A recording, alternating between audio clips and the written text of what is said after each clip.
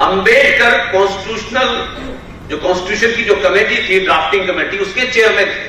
इसका हवाला बार बार दिया जाता है कि वो चेयरमैन थे, उन्होंने बनाया है, लेकिन वो अपनी ही किताब में लिखते हैं कि मेरा इसमें कोई रोल नहीं है, BR राव का रोल है, सब कुछ उन्होंने किया है, और अगर मेरा बस चलता तो मैं संविधान में आग लगा देता।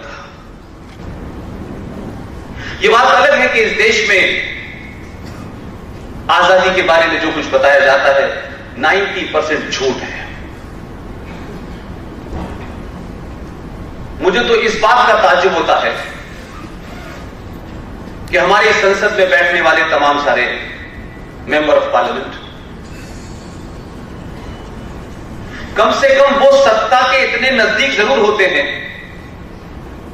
कि जो चीजें, जो इंफॉर्मेशन आम आदमी के पास नहीं आती, वो उनके माध्यम से आनी चाहिए। 97 में भारत सरकार ने जो भारत का संविधान है, जिसकी दुहाई हम सुबह से लेकर शाम तक देते हैं, उस संविधान की 1000 कॉपी छपवाई थी, ओरिजिनल संविधान की, और 97 में जितने भी मेंबर ऑफ पार्लियामेंट थे उन सबको वो बांटी गई थी। लेकिन 97 से लेकर के 2015 तक देश को भारत का संविधान कैसा था, किस तरीके का था, क्यों था, ये पता ही नहीं है। इसलिए अभी मैंने पिछली सभा में राजकोट में कहा, वहां भी कई मेंबर पार्लियामेंट आए हुए थे। मैं आपके शहर के प्रबुद्ध सीरियस मेंबर ऑफ पार्लियामेंट विजय भाई से कहूंगा कि आप, इसमें कोई संवैधानिक मामला नहीं है, कोई हिंदू मुस्लिम मामला नहीं है, कोई सेकुलरिज्म और कम्युनिज्म का मामला नहीं है, कोई हिंदू मुस्लिम का मामला नहीं है। आप अपने पार्लियामेंट में जो भी साथी हैं उनसे ये जरूर कहें कि जो भारत का ओरिजिनल संविधान था, कम से कम उसकी लाखों कॉपियां छपनी चाहिए। आप कीमत जो भी तय करें, उस कीमत पे देशवासियों को मिलना चाहिए।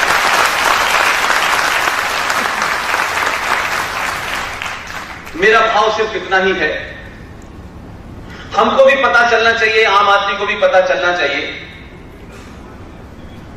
कि संविधान की ओरिजिनल कॉपी के साथ किसके इशारे पे, कब, बिना संसद में बहस हुए, बिना किसी को बताए, आपने ओरिजिनल संविधान में भारत की संस्कृति, भारत का इतिहास, भारत की पहचान, इस बात को लेकर के जब बहस हुई तो नंदलाल बोस, जो कलकत्ता के एक बहुत बेहतरीन स्केच बनाने वाले थे, उनके साथ में शांति निकेतन के छात्रों ने मिलकर के 5 साल तक अध्ययन किया उस संविधान का,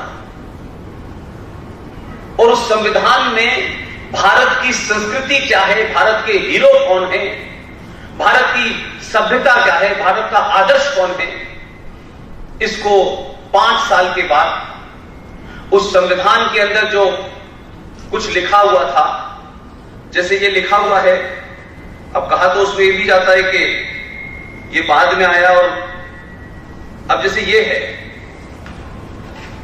ये भारत के संविधान का पहला पेज है, यही सब देखते हैं, लेकिन ओरिजिनल संविधान में ये पूरी स्पेस खाली है, हर पन्ने के ऊपर पूरी स्पेस खाली है, कहीं पे नहीं है, कहीं है। भारत की जो संविधान सभा थी, उसने कहा कि अगर इस किताब के ऊपर भारत न भी लिखा हो तो कैसे पता चले कि लोग जब इस किताब को अपने हाथ में लें तो उन्हें लगे कि यह भारत का संविधान है।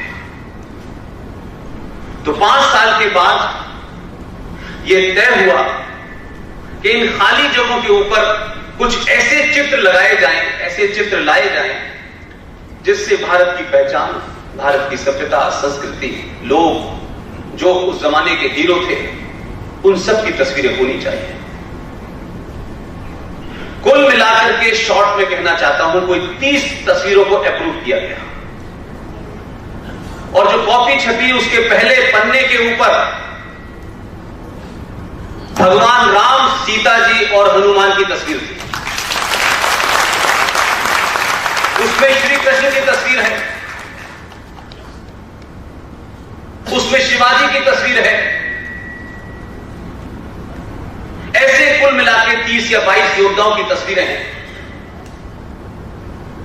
और उस वक्त जब ये सब कुछ फैसले लिए जा रहे थे, ना तो आरएसएस पावर में थी, न विश्व हिंदू परिषद, न बजरंग दल, न बीजेपी, न जनसंघ।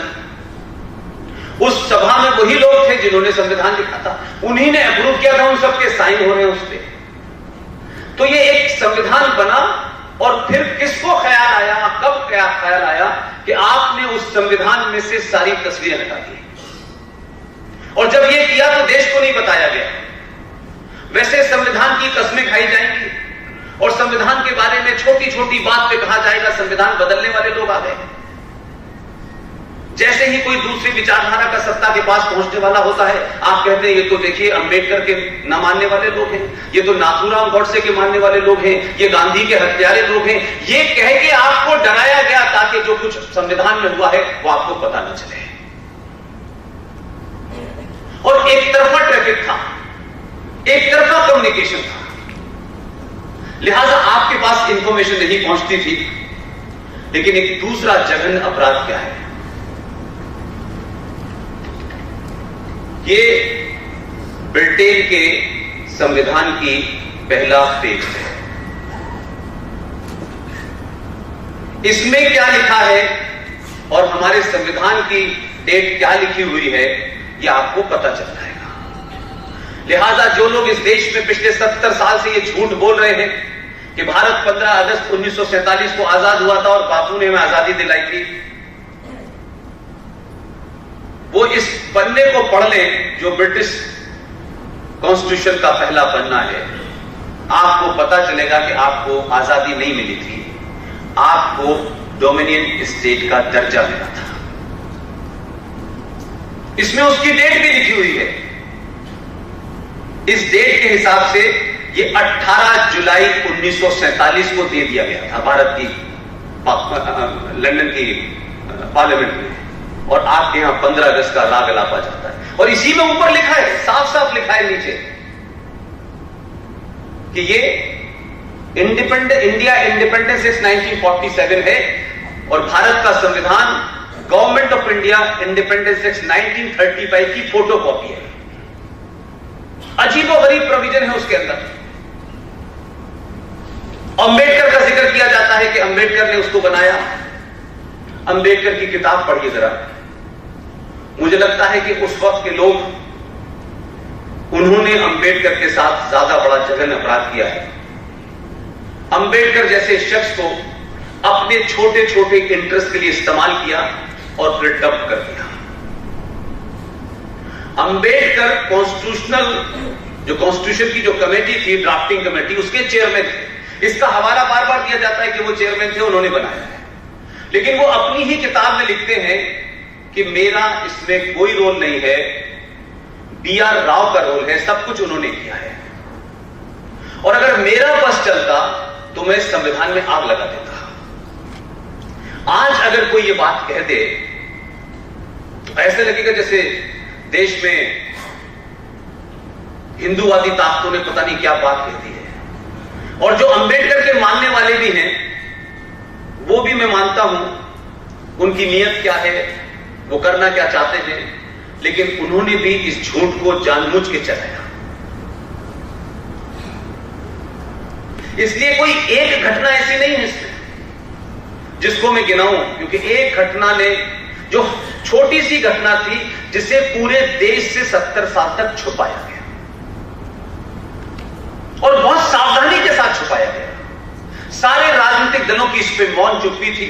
मैं नहीं जानता कि राजनीतिक दल कब सत्ता में आते हैं, कब सत्ता से बाहर होते हैं, सत्ता के बाहर क्या कहना होता है, सत्ता के अंदर, वो उनकी मजबूरी हो सकती है। इसलिए मैं राजनीतिक लोगों को ज्यादा ब्लेम नहीं करता हूं, उनका अपना पार्टी का डिसिप्लिन होता है। और हर किस्म की विचारधारा की पार्टी दिल्ली में रही है, वो समाजवादी हो, वो वामपंथी हो, वो सेंट्रिस्ट हो, वो बीजेपी हो, वो गठबंधन के साथ, वो तमाम पार्टियां रही हैं। लेकिन एक छोटी सी घटना को मैं इसलिए बार बार आपके सामने उसको लाना चाहता हूं। आपने भारत का संविधान 26 जनवरी 1950 को बना और उसको लागू कर दिया। अब जैसा भी था, वो डिबेट अलग हो सकती है, लेकिन किस तरीके से 19 साल तक जिन विजनरी प्रधानमंत्री ने सरकार चलाई, देश चलाया, उनकी विचारधारा से मेरा कोई लेना देना नहीं है कि मैं किसी पॉलिटिकल पार्टी का हिस्सा नहीं हूं। राजा हरि सिंह से इतनी नफरत और शेख अब्दुल्ला के साथ ऐसे संबंध कि उसके दबाव में आने के बाद आपने भारत के राष्ट्रपति पर दबाव डाला, डॉक्टर राजेंद्र प्रसाद के ऊपर, और कहा कि एक आदेश जारी कर दीजिए आप। उस पर काफी अनबन हुई। राजेंद्र प्रसाद भी लीगल थे, निजी कारण भी होते हैं, कुछ सार्वजनिक कारण भी होते हैं।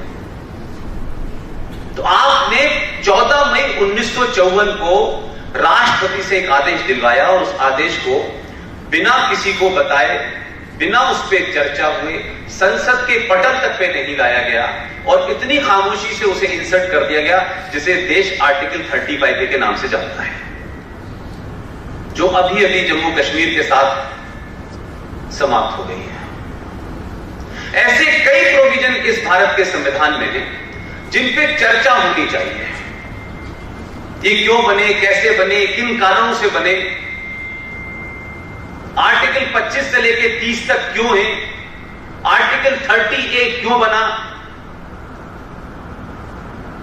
क्योंकि देश में समाज को वो इंफॉर्मेशन ही नहीं है, तो आपने उस तरफ सोचने की जरूरत भी नहीं समझी। तो अब सरकारें भी बात है, पॉलिटिकल पार्टीज भी इस बात के लिए बात है कि उनके मैनिफेस्टो में जो चीजें रस्म की तरीके से आया करती थी, वो अब उनके मैनिफेस्टो में भी आ रही है और 70 दिन में धारा 370 भी समाप्त हो रही है। मैं बार बार एक बात जरूर कहता हूं और आज फिर दोहराऊंगा,